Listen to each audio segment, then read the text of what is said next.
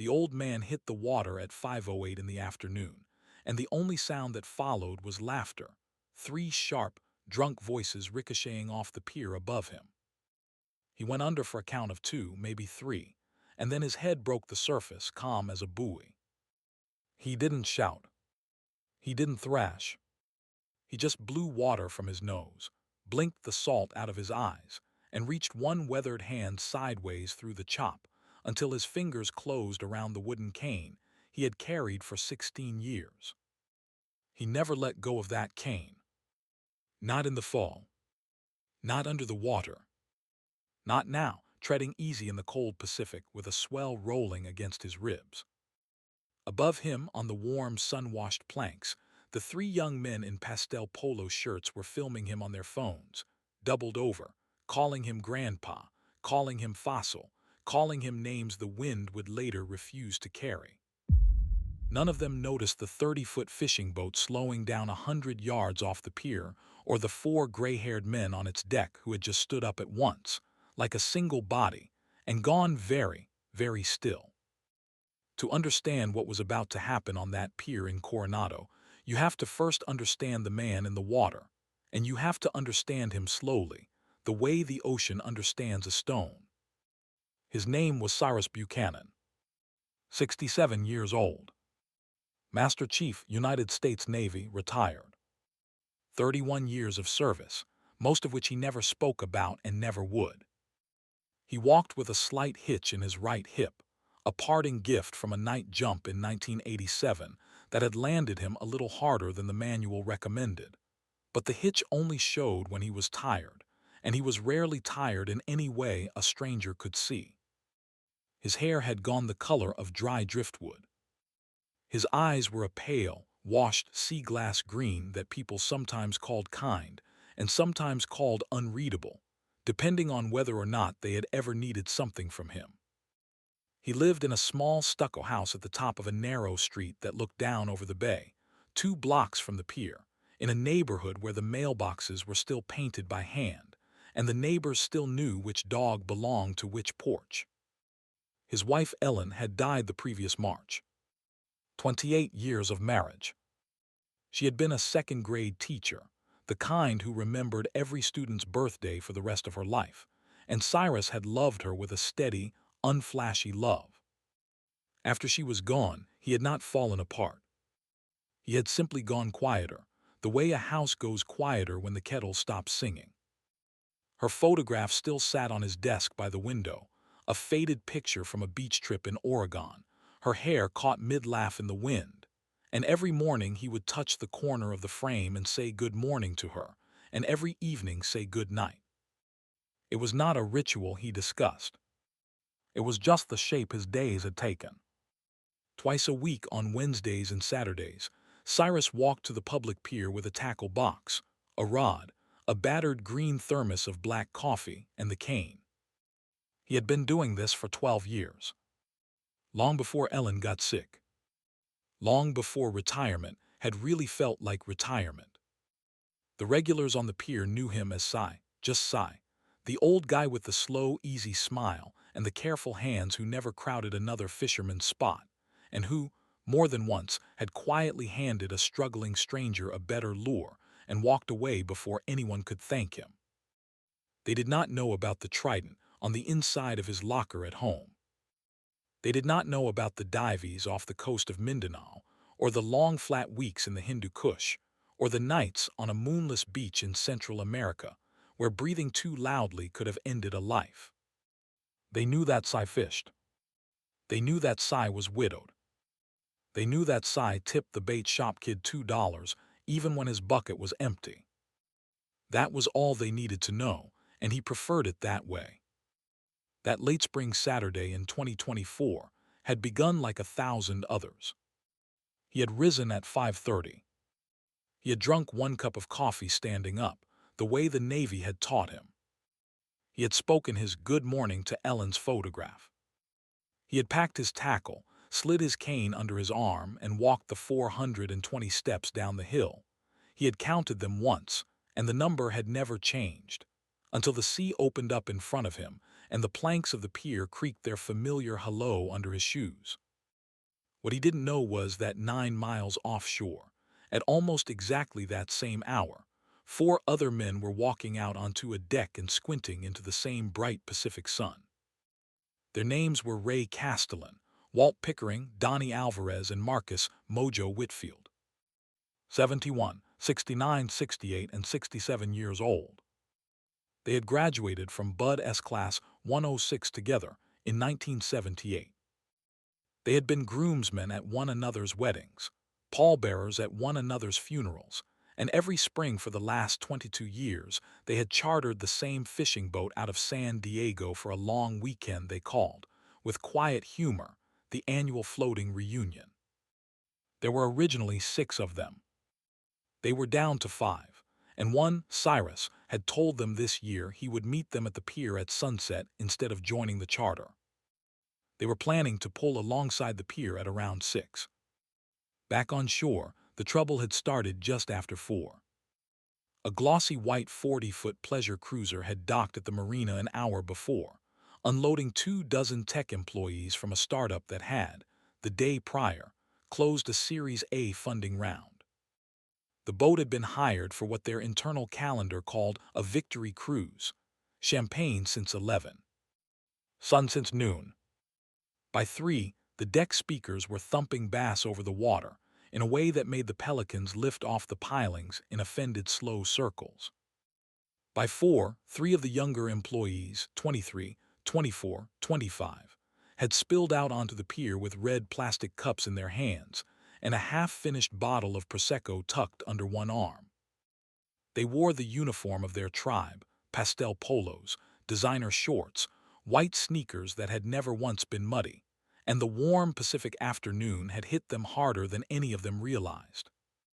They had wandered down the pier with the loose, looping gait of drunk men who believed themselves to be charming. They had pointed at gulls. They had toasted a couple on a bench. And then they had come, eventually, to the quiet end of the planks, where an older man in a faded blue ball cap sat on a low folding stool with a rod over the rail and a battered green tackle box at his feet, working a hook out of the corner of a small surf perch with the patient, gentle hands of someone who had once taken a sliver of shrapnel out of a brother's neck with the same kind of care. It was the tackle box they fixated on first. One of them, a tall one named Tyler, 24 years old, the loudest of the 3 by some margin, squatted down beside it and pretended to be an archaeologist examining a relic. "Bro," he said, looking up at his friends with a grin, "this thing is older than my dad. Look at this. Look at this fossil tackle."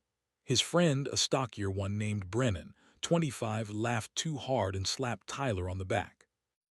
The third, Jordan, 23, with the kind of nervous laugh that always followed the other 2 by a half-second, looked at Cyrus and then looked away, suddenly uncomfortable, but not uncomfortable enough to leave.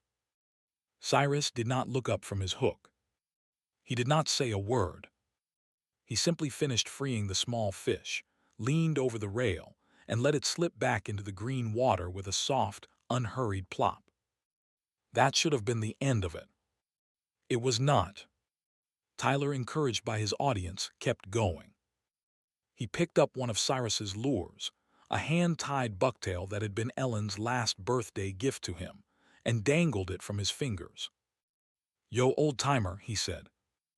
"This even legal anymore? This looked like something from World War II, my guy." Cyrus reeled in another few feet of line and said, very quietly, "Please put that back, son." His voice was so low and so even that even Tyler heard the word son and felt, somewhere underneath the Prosecco, a small, embarrassing flicker of childhood. He didn't put the lure back. He tossed it instead, not far, just a few feet, but tossed it onto the planks.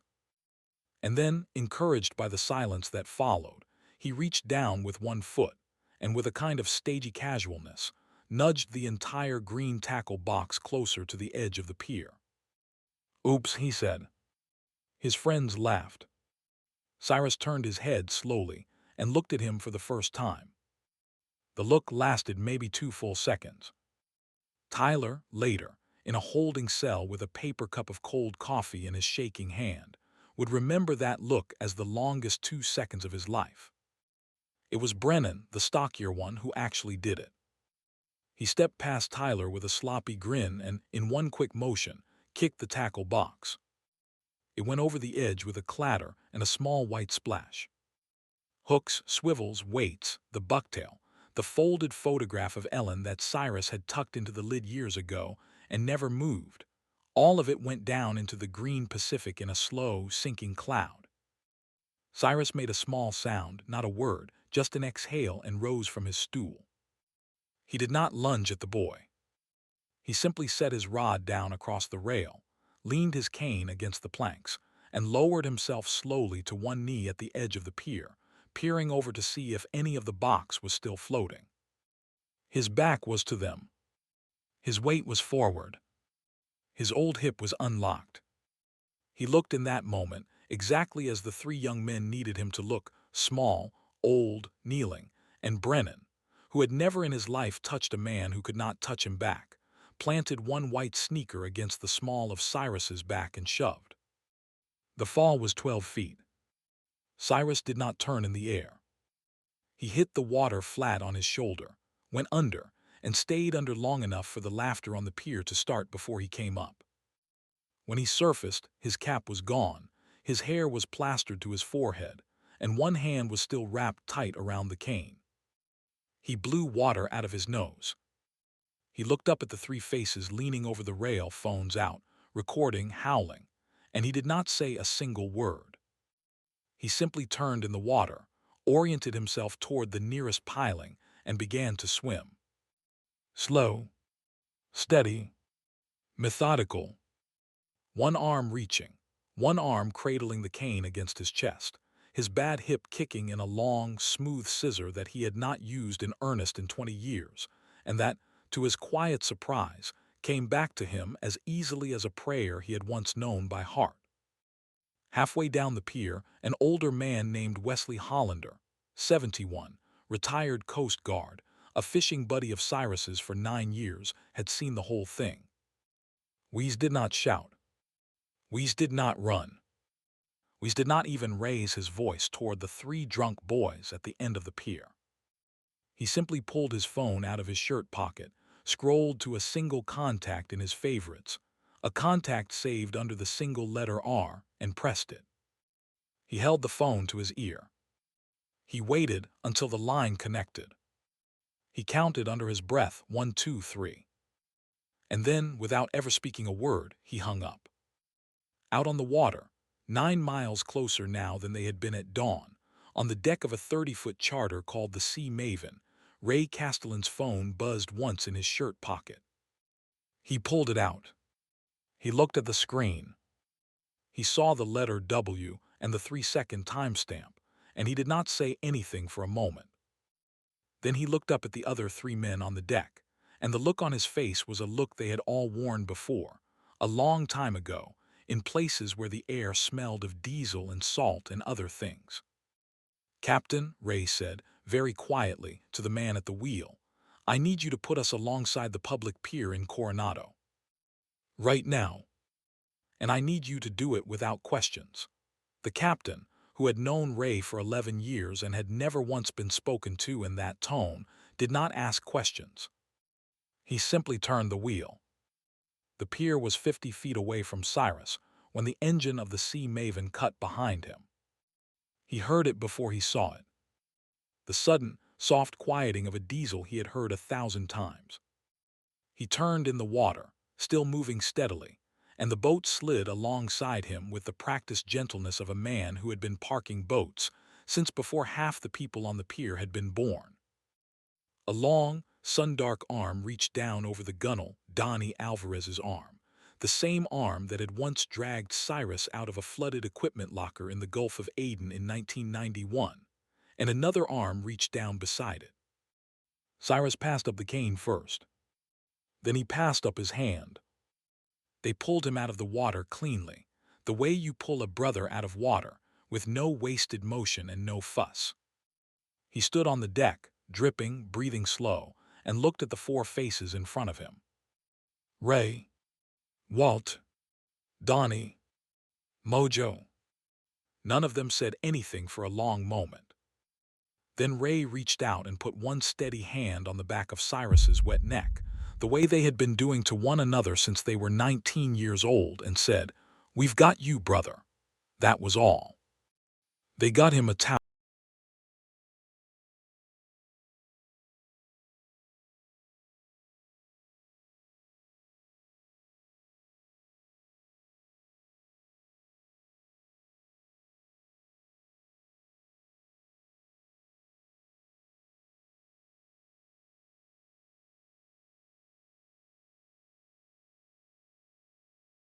They did not hurry. Ray first, then Walt, then Donnie, then Mojo, with Cyrus behind them, walking slow and dry now, the cane back in his hand. They came down the planks of the pier with the unhurried, settled gait of men who had nothing left to prove to anyone, least of all to three boys in pastel polos. Tyler saw them first. He had been laughing into his phone, narrating the video he had just shot, and his sentence trailed off mid-word. Brennan turned to see what Tyler was looking at. Jordan, the youngest, already pale, already sober in the way that fear sobers a man faster than coffee ever could, took one half-step backward and then stopped, because there was nowhere to go but off the pier, and he had just watched what happened to the last man who had gone off this pier. The four old SEALs did not raise their voices. They did not lay a hand on the boys. They simply stopped, about 6 feet from them, and spread out across the planks in a slow, easy arc that, by some quiet geometry none of the boys could later describe, left absolutely no path back down the pier. Other fishermen, sensing what they were looking at without understanding it, had quietly stepped back. A woman with a stroller had stopped. Wes Hollander stood 20 feet behind the four men with his arms folded, saying nothing. Ray Castellan, the oldest, looked at the three young men for a long moment, taking them in the way an old carpenter takes in a warped board, without anger, without surprise, only with the patient attention of a man who has seen a great deal of warped wood in his life. Then he spoke. "You pushed an old man off this pier," Ray said. His voice was low, deliberate, and entirely without heat. "He's our brother. So this is what's going to happen now. You're going to stay right where you are. You are not going to run, because I promise you, son, you will not get past us, and I would prefer that none of us start the rest of our day with a scuffed knee. You're going to give us your full names. You're going to call the harbor police yourselves, on your own phones, so the call is in your own voice. And then one of you, I don't care which one, is going to climb down that ladder and swim down and bring up his tackle box. Because what you knocked into the water did not belong to you. And one more thing," he paused. He did not blink. "You're going to look him in the eye, and you're going to apologize. Not to me. To him."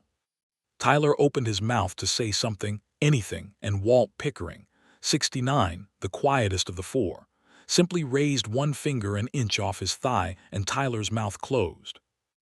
Brennan was crying without making a sound. Jordan had already pulled his phone out and was dialing 911 with shaking fingers before Ray had finished his sentence. None of the four old men moved. They did not need to. The pier itself seemed to be holding its breath.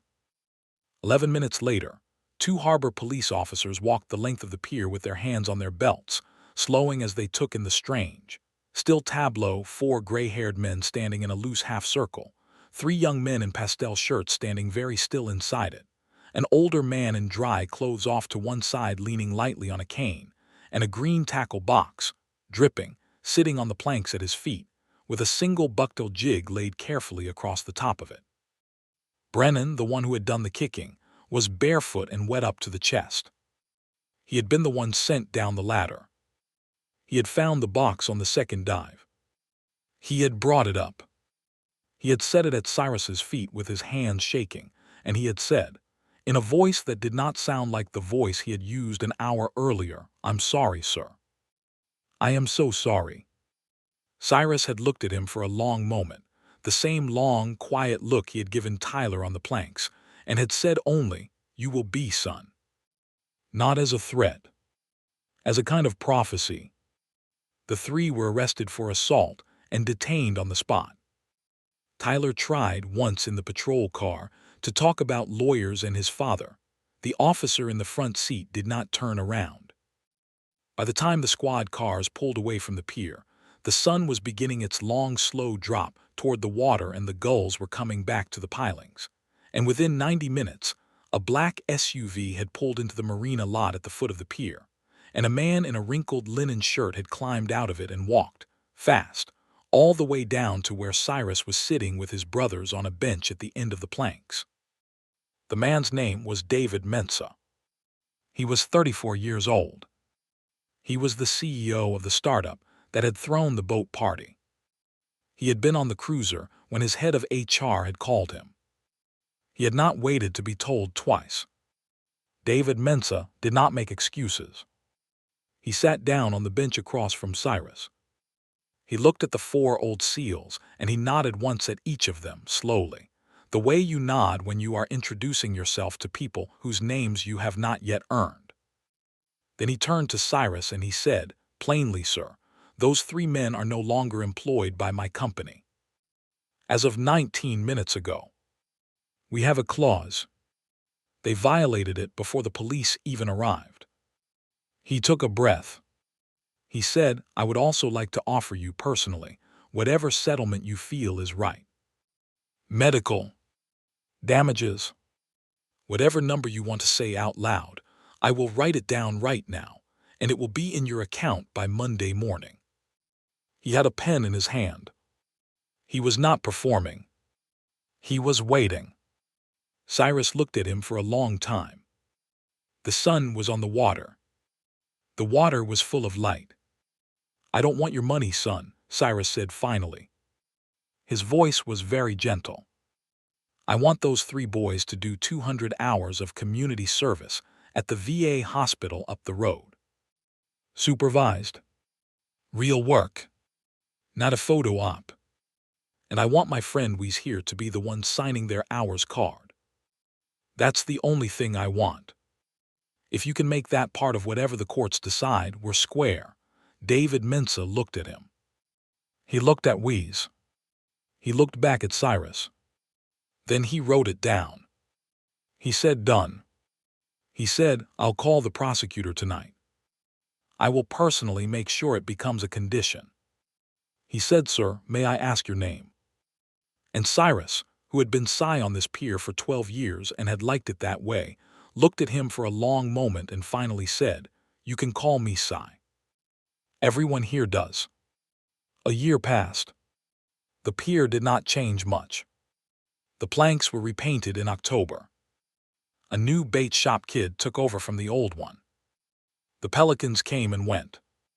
Cyrus still walked down the hill on Wednesdays and Saturdays with his rod and his tackle box and his battered green thermos of black coffee, and the regulars still called him Cy, and most of them never learned what had happened that one Saturday in late spring, because the four men who had pulled him out of the water had asked the people on the pier, very quietly, not to make a thing of it, and the people on the pier had honored that.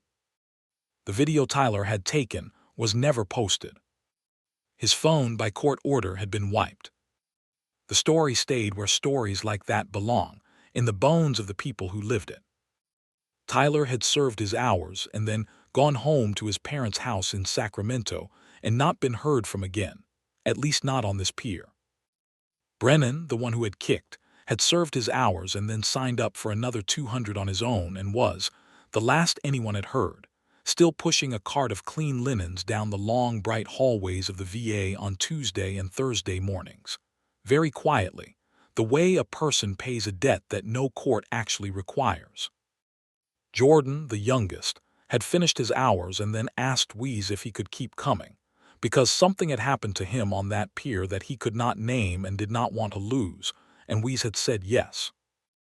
Jordan had gone into therapy. Jordan now spent Saturday mornings at a community center 2 towns over, mentoring 14-year-old boys who reminded him a little too much of himself at 14. He had not had a drink in 11 months. The pier had, sometime in the late summer, gained a small bronze plaque near the bait shop, screwed neatly into a piling.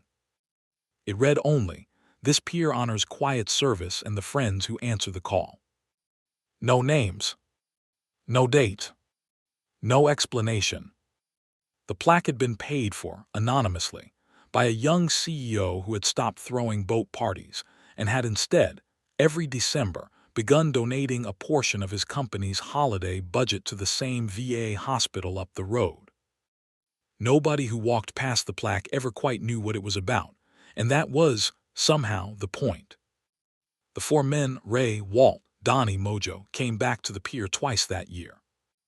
Once in the fall, for a long lunch on a bench with paper containers of fish and chips balanced on their knees, and once in the spring, for the annual floating reunion which now ended, by quiet unanimous agreement, with all five of them.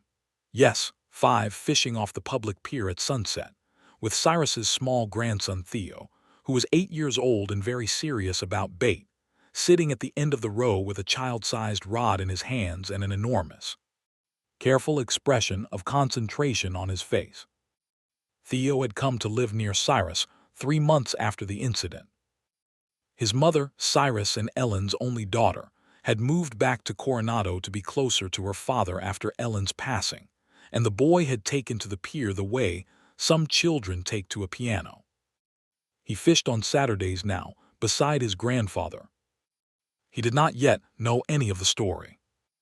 He only knew that his grandfather was the calmest man he had ever met, and that the four old men who showed up sometimes with sun-leathered hands and quiet eyes called him sir and meant it, and that on this pier, with this man, he was safe in a way he could not yet put into words. On Veterans Day the following November, Cyrus had been asked, very gently, by the principal of the local middle school, if he would speak to the students.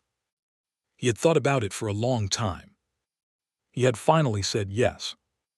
He had stood in the small school gym, in front of 300 children in folding chairs, with his cane in one hand and the other hand resting flat on the small wooden lectern, and he had told a story. He had not used any names. He had not mentioned Coronado, or the pier or pastel polo shirts, or boat parties or Bud S. He had simply said, there was an old man once who got pushed into some cold water by 3 young men who did not know him. And there were 4 other old men, far away on a boat, who did know him.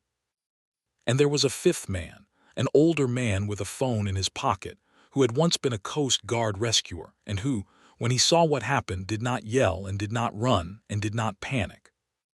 He just made a phone call that lasted 3 seconds and said nothing and hung up.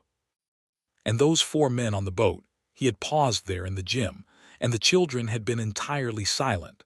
Those 4 men on the boat turned around. Because once upon a time, a long time ago, they had all agreed, without ever quite saying it out loud, that if any one of them ever needed any of them, that was all it would take. 3 seconds. No words. The line and the silence and the trust. He had looked out at the children then in their folding chairs, and he had smiled a small, tired, peaceful smile. The kind of smile a man can only earn, and he had said, the only point I want you to take home today, the only one, is this. Be the friend that picks up. Be the friend that turns the boat. And if you are ever the old man in the water, hold on to your cane and swim slow, and trust that the people who love you are already coming. He had not said anything else. He had stepped down from the lectern. He had walked with his slight hitch out into the bright California morning. And on Saturday, at the usual time, he had been back on the pier, with his rod and his battered green tackle box and his grandson Theo at his side. The sun had been on the water. The water had been full of light.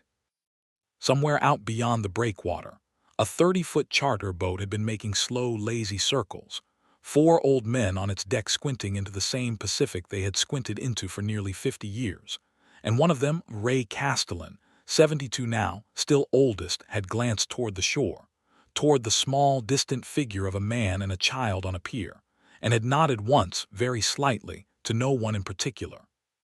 3 drunks on a warm spring afternoon long ago had not known who they pushed. His brothers had already been coming for dinner. And the pier in the end, the planks, the pilings, the quiet, the gulls, the long red sunset over the bay, the pier had seen exactly who he was.